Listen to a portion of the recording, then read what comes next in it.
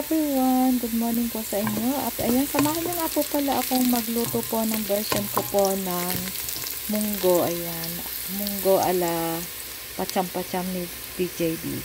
So, ito po yung ating munggo. Nalaga ko na po yan, guys. Meron po tayo ditong chop na kalabasa. Ayan, guys.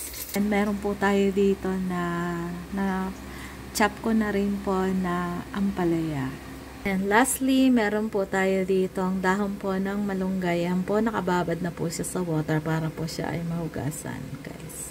So, dito po sa ating pan, nag-isa po tayo ng luya, bawang, at sibuyas. Ayan po, guys. At medyo nag-brown na po siya. So, isusunod na po natin yung ating kalabasa. So, ayan po, mikos-mikos lang po natin yung ating kalabasa. Take note nga po pala, hindi po ako naglahok po ng kahit na anong karne po dahil ayoko po ng karne. So, basically, mga ano lang po talaga yung mga sahog niya, mga gulay lang po. Ayan.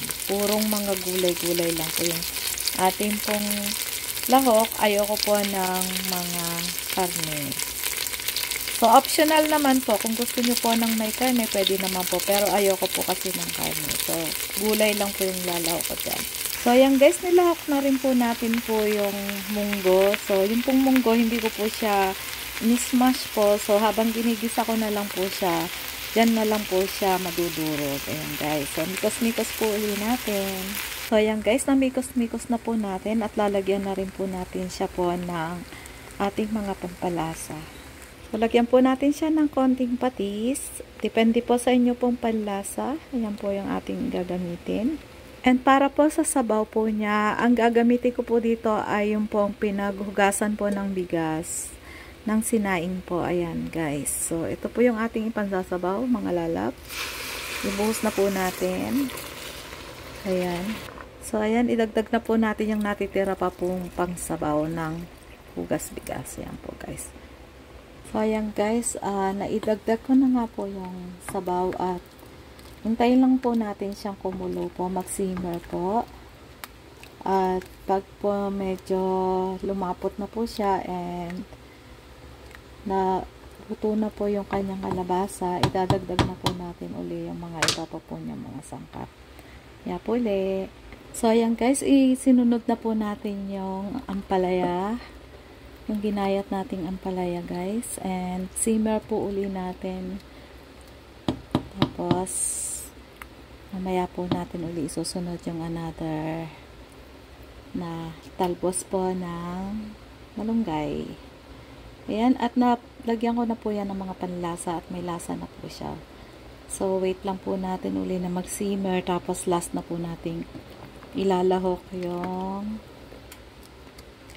malunggay. Ayan guys, ang munggo ala bidangge, pacham-pacham ni bidang. Ayan, wala po yung karne, pero nasa inyo na po yan. Pwede nyo pong lahukan ng karne, ng hipon, o whatever na pwede nyong ipanlasa, tinapa. So, sa akin po, gusto ko po lang ay ganyan. Simple lang po. Puro gulay lang po yung nilahok ko. So, sa akin po, masarap na po yan. So, maya po ulit. Wait lang po natin na mag-simmer. So, ayan guys, nag-simmer na po siya. So, ilalahok na po natin yung pong malunggay, dahon ng malunggay. Actually, marami po kayong pwede pong ilahok po dito ng mga talbos. Pwede rin po dito yung talbos po ng ampalaya, or kahit na po anong mga talbos na pwede nyo pong ilahok. Sa akin po, good item na po yan. May kalabasa po, and may laman po ng ampalaya. And of course, ito po, ilalahok na po natin yung ating pong dahon ng malunggay.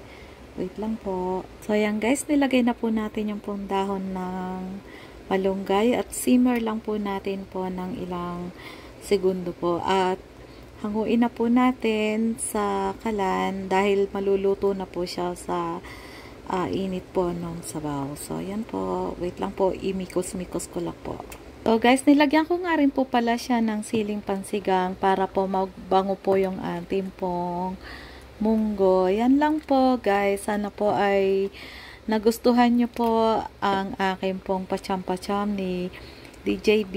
Ang munggo, gulay na munggo with kalabasa, with dahon ng malunggay and with ampalaya and yan pong siling pangsigang. Yan lang po. Sana po ay nagustuhan niyo po ang aking pong pacham-pacham. Salamat po sa nanood po ng aking video. Thank you guys. God bless you all. Mama.